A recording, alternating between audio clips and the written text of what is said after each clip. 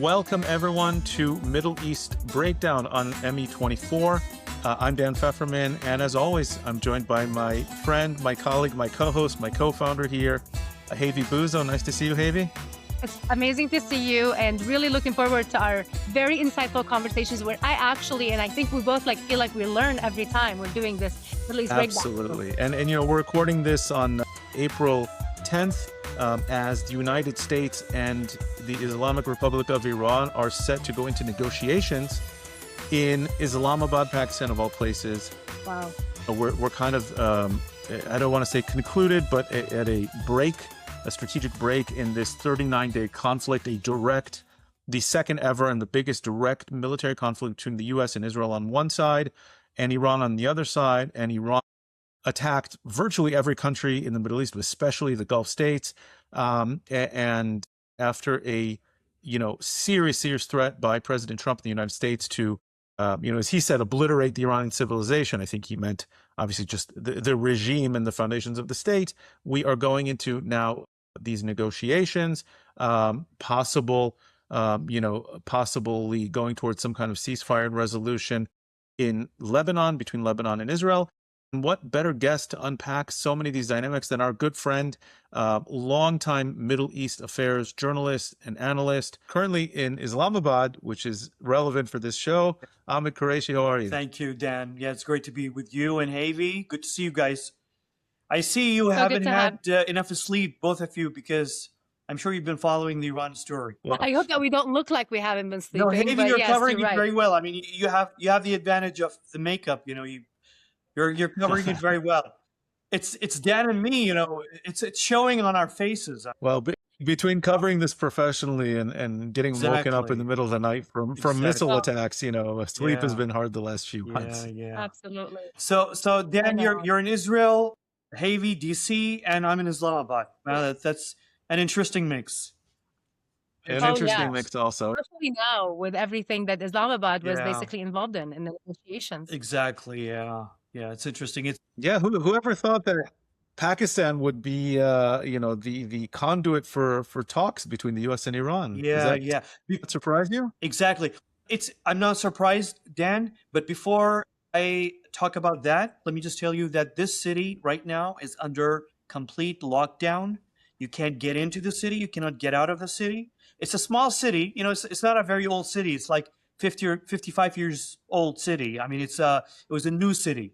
So there was nothing here 50 years ago. So it's a pretty small place, like, I don't know, 4 or 5 major hotels and just one convention center. So like, we know where all these delegations are gonna be at. So we're waiting to see, really. I mean, the Pakistani government is being very discreet as to, obviously, we can understand the U.S. delegation, the Iranians' security is of utmost concern to everybody. And let's not forget, we are close to 2 very dangerous borders from here, not very far from here. We have Afghanistan and we have Iran. And both of those borders are porous, and both of them are straddled by terror groups, some of them based in Afghanistan and some of them are based in Iran. And people have been, Pakistanis have been catching these people, the terrorists, for forever. So dangerous place. So I can understand the lockdown, but I'm not surprised, Dan, when you say Pakistan is in the middle of the story, because a lot of people don't know this. Pakistan for 20 years has actually been involved with the Iranian nuclear program, sort of brokering understandings between Iran and the United States, but mostly quietly. The only thing changed now is that it has come to the fore. So that's the only thing. So I'm not surprised. Interesting. I'm not surprised because I've seen the WikiLeaks cables from the U.S. Embassy. And if you Google those, if you write, Pakistan, Iran nuclear program, WikiLeaks, you'll get a couple of cables from the U.S. Embassy to D.C. basically talking about quiet Pakistani diplomacy, trying to sort of, push the Iranians to give some concessions. And this was before the JCPOA. So it's not surprising. I'm not surprised. Interesting. Yeah. We only have you for a short time, so I kind of want to jump into the meat. You have excellent, insights, and obviously the point of view you bring, as you said, kind of spending your career between the Middle East, spending a lot of time in the Gulf countries, and then of course based on the other side of Iran and Yeah. in Pakistan. Your insights are very different than what we often get in the United States or in the West or in the Arab world. I'm curious, how do you view, if you had to give kind of a let's call it an interim to the end of this war, of this round of fighting, where do you view Iran now versus where it was obviously at the beginning? We know a lot, there was massive decapitation of leaders, both, the kind of religious political level and the IRGC level.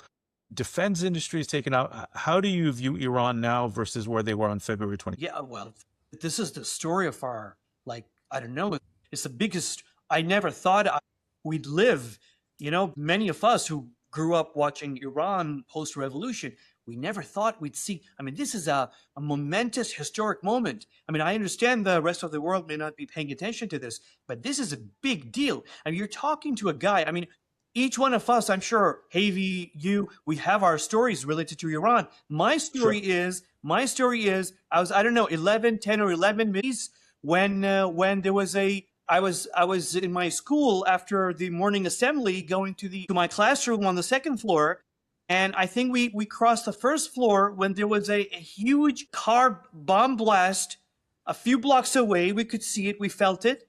It was 2 cars blown up by Hezbollah and the IRGC in front of the French and the U.S. embassies, not very far from my school in Kuwait City. So, and this was during the Iran-Iraq war. So, like, it's been very personal for many of us.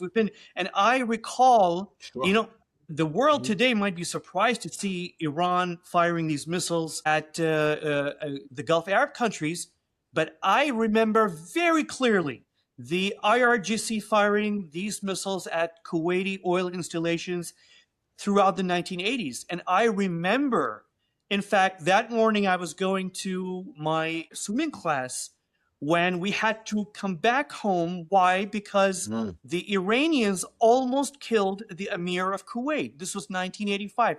I was like 7 or 8 probably. And the Emir of Kuwait almost died in that suicide attack.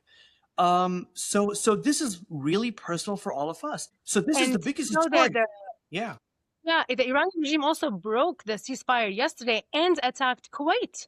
Exactly. Which was interesting. Exactly. So to your point, Dan, it's a big story, and the way Iran has been weakened, you cannot deny it. I mean, you can play with the words, do whatever you want. The fact of the matter is, Iran has been, I call it Khomeiniist Iran, because I really respect Iran. I see Iran as a civilization.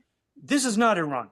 This is Khomeiniist regime that has been tremendously weakened. So it's changed. The only difference is right now, the only reason probably we have these talks in Islamabad is because this regime has the whole region of the world and the global economy by the neck. And they're blackmailing everyone. And I think the United States and President Trump are playing it nice, the U.S. can wreak havoc. I'm sure it won't take even, 6 hours or, half a day to take over Hormuz. It's a very small area, if you've seen the place by sea. So it's not a big deal. But I think some people are giving this whole thing a chance, diplomatic chance, and maybe people, using this opportunity to probably do something else, prepare for the next round maybe. And I'm quite sure everyone, including the Iranians, are preparing for the next round. But let's see how these talks go here. I know we only have you for a short time, so we want to get through a whole bunch of insights and questions from you. The U.S. obviously has such overwhelming firepower. Israel, showed how unbelievably capable it is militarily. They struck all, Israeli. Thankfully, no Israeli planes were taken down. Only a handful of American planes were taken down. Some of them due to friendly fire. With such overwhelming military dominance, how did Iran survive 39 days? Why and how did they last this long? Are they stronger than we thought, or do you think it's the U.S. holding back? And why would the U.S. hold back? to allow this regime to survive if they could have just used more firepower here. Can you help us understand this? Yeah, well, of course, we all have our own takes, Dan and Hayvi, but my take is actually they didn't survive. The regime was in bunkers underground, I don't know, in the mountains, and Iranian cities were left to take the brunt of the war. All their sites destroyed, the military sites, the nuclear sites, and everything that's connected to the regime. And I'm just surprised how this regime left the Iranian people and the Iranian cities completely exposed and was only concerned about protecting itself, its people, and its whatever they have hidden underground. So that's one thing. But if you're talking about the regime itself not falling, I don't see the regime, honestly. I mean, they're all hiding. They have one thing going for them. That one thing, probably, I'm sure the Israelis know about it, the Americans know about it, because everybody who's in the neighborhood, who's a neighbor of Iran, knows it. We know it here in Pakistan. The regime, has one organization that is very effective in controlling Iran from within, and that is the Basij. It's not even the IRGC, but obviously the Basij is, and Dan and Hayvi, the Basij very well, both of you, because you've been following them.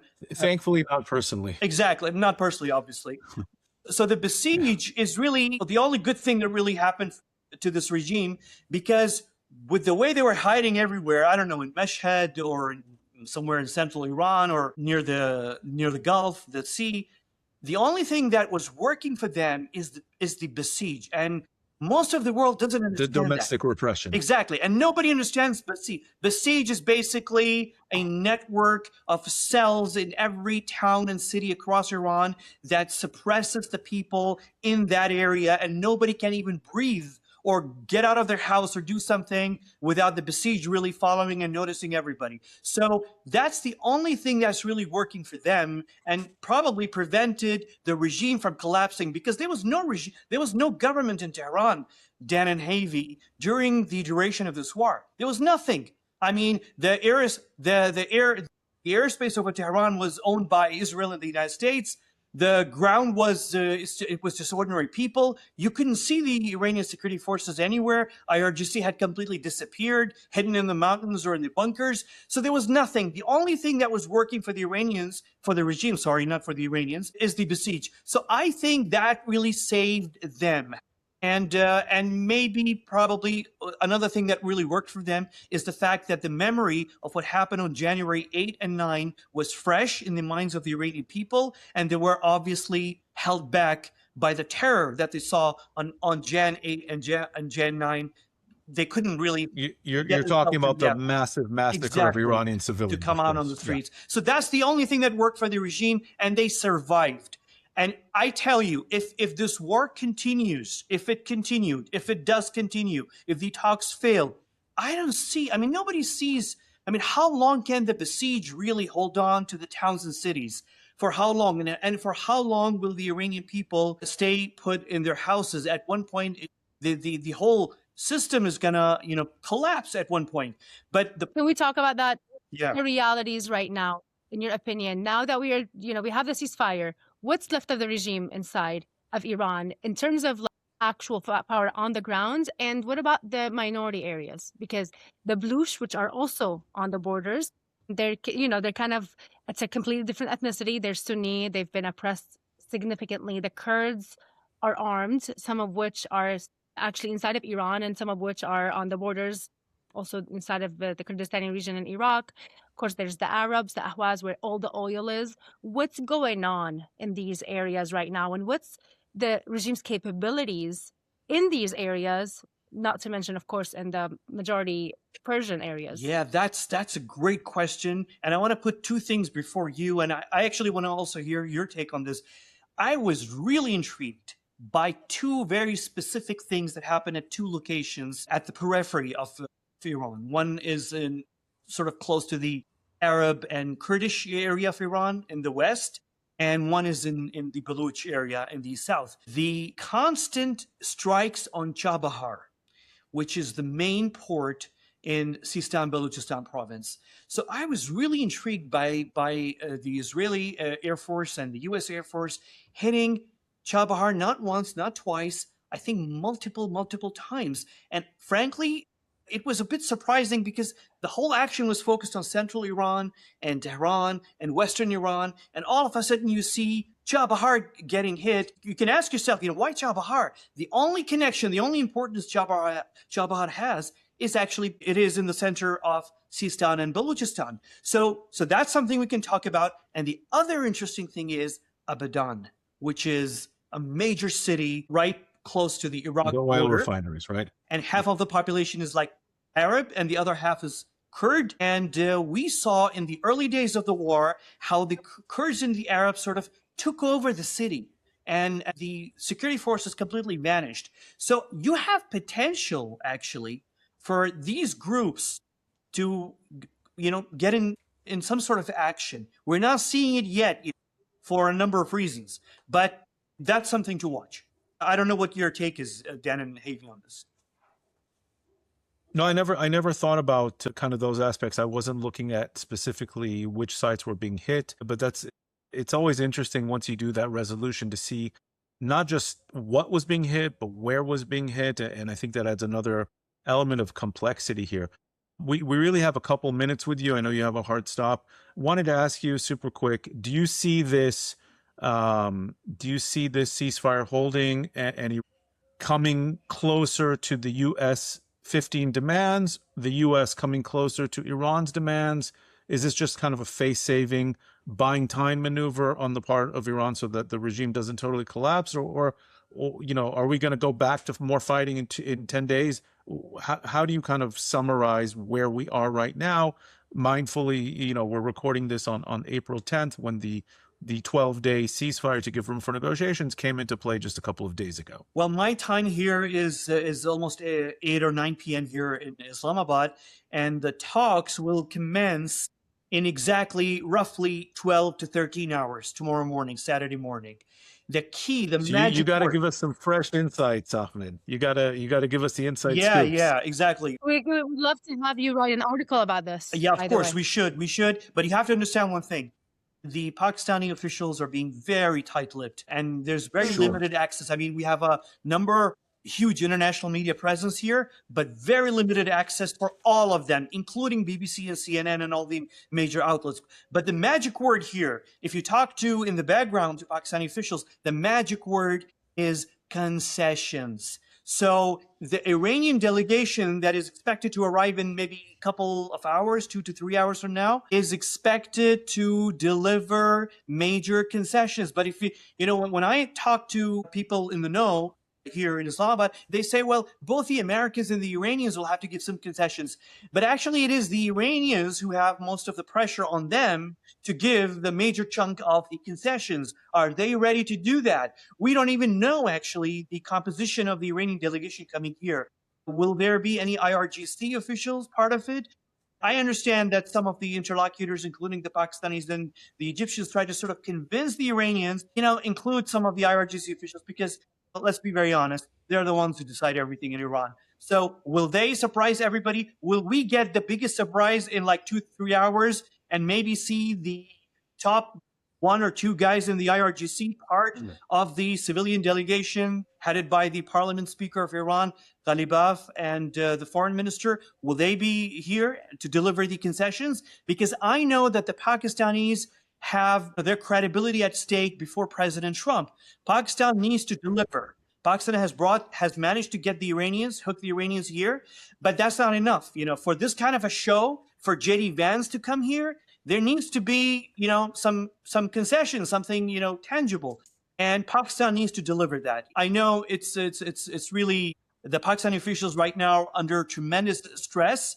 And the only question on everybody's mind right now is, what kind of concessions the Iranians are willing to give. And by the way, the Iranians have been conveyed very clearly, mainly by the Pakistanis, but I'm sure also by the Egyptians and the Turks, that this time, in this round, you cannot play games. It cannot be Oman all over again, or Geneva. It can't be, okay, we'll play again in 3 days or 1 week from now. It has to be decided. Yes, it may not end tomorrow in 1 day. It might go to a second day, but this cannot drag. So to your question, could we be back to the resumption of hostilities? Very much. very much. Is this regime capable of making real concessions on the nuclear and missile programs and proxies, the three big things that trouble the whole region? Or if they make any meaningful concessions on those, does that mean there is no more regime? Yeah, exactly. Well, I'd love to hear your take on this. Mine is I don't believe this regime can give any concessions at all, but I'm sort of taken, by what President Trump is saying. And he's saying he felt in the background or back channel communications that this regime has changed. We, the rest of the world, hasn't seen it, but obviously President Trump is privy to the back channel communications. There must be something there that we're not seeing. But until we see that, we don't see any. For this regime to give concessions means there's no regime, as you said it so well. So, I don't know. What can they really give the concessions? Because if they were to give the concessions, Hayvi and Dan, I'm sure their base is not going to be happy, and their base is not inside Iran. Their base is the Zainabiyun and Fatimiyun and the Iraqi militias and the Houthis and Hezbollah, of course, in Lebanon, and maybe the remnants of Hamas in Gaza. All of them whatever left of Hezbollah in counting Lebanon, right? on this regime not to give up. Can we talk about what's happening in Gulf countries? Because this is one of those places that we don't hear a lot of coverage on that, but there's a lot of sense in Arabic speaking countries generally that please finish the job, get this regime done with. And this is, across like Levant countries but Gulf countries who have been attacked by the regime. And the Gulf, Ahmed. And just to piggyback on Hayvi's question, here on the Gulf countries, do they have the resolve to continue getting hit for, let's say, the U.S. and Israel to finish the job, so to speak? And would they even get involved? Yeah, that's a big question. Now, my understanding is that all of the GCC countries, I'm not sure about Oman, but all of the rest of them have contingency plans for an intervention. The Desert Shield, which is the joint command of the Gulf militaries, has contingency plans. They've had those contingency plans for a long time, but they were updated after Feb 28 to suit the circumstances on the ground right now. And I have no doubt, nobody's going to say it. I don't have a statement. We haven't seen any statement from any official in the Gulf, but you can get a sense if you speak to people that those plans have been updated in coordination with the CENTCOM for the current war. So nobody knows when the GCC states will make a decision to jump in, but are they ready? You can bet your top dollar that they're ready. They're definitely ready for that. Interesting. And by the way, they've also conveyed to Pakistan, and I was surprised to see the statement by the Egyptian foreign minister yesterday. He said the concerns of Arab countries must be on the table. We cannot be an appendix or an afterthought, the Arab countries. Our concerns, we've been taking hits from this regime for 47 years, so we are part and parcel of any agreement that the Iranians and the Americans do and the Pakistanis broker. We must be there. And Pakistan obviously has very, very close relationships and partnerships with Egypt and Jordan and the GCC countries. There's no way that the Arab concerns will be ignored, I'm sure. Yeah, fascinating. Just to your previous point, I think, the general sentiment is that there is no regime, there's no revolution without the nuclear, the missile, and the proxy programs. Yeah. The one kind of counter argument that I've heard, and I don't know, is that there are possibly, there might be those in power, especially within the IRGC, who care more about the money and power as opposed to the ideology, kind of more like a mafia as opposed to a fanatical regime. And if there's anything behind what Trump is saying, and I've heard this from some Iranians as well, is that those might be the people to make a deal with. And that means the Iranian people continue to get screwed over, but at least, again, the things that worry the region, which is the proxies, the nuclear program, and the missiles, can come to a halt. And that's the only way that this regime can make any actual sacrifices, concessions on those big three and still stay in power. But maybe you have insights into that we don't. No, I don't have any.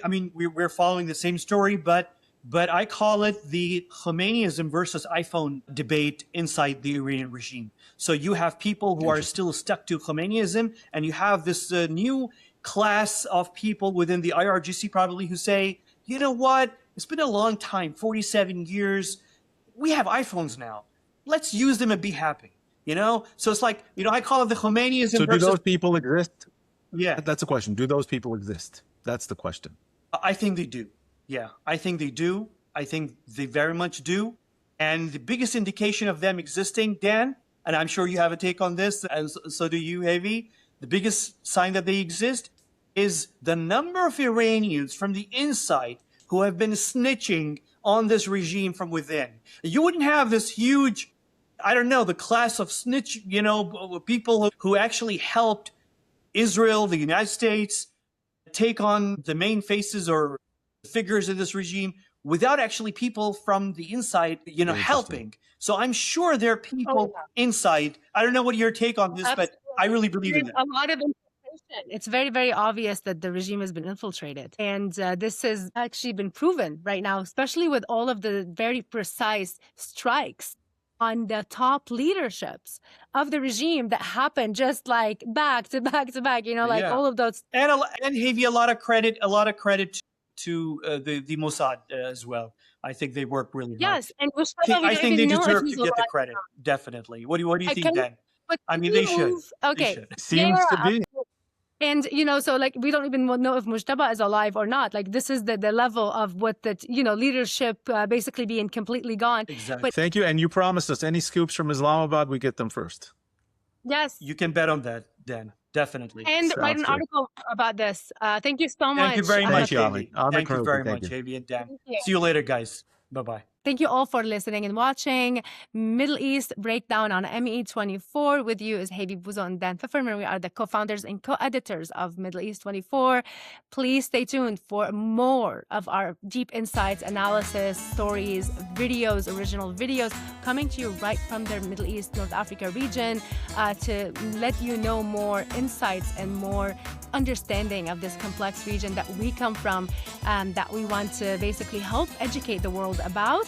So support our efforts, subscribe to our podcast channel, give us the best rating on iTunes, Spotify, or whatever it is that you use, and check us out on X, Instagram, YouTube, and Facebook. And of course, we have a new Middle East Journal article website where we have also deep analysis from multiple writers from across the region, where you would get deeper understanding of the realities in this complex and amazing part of the world that we believe that the world needs to understand more and more. And see you next week.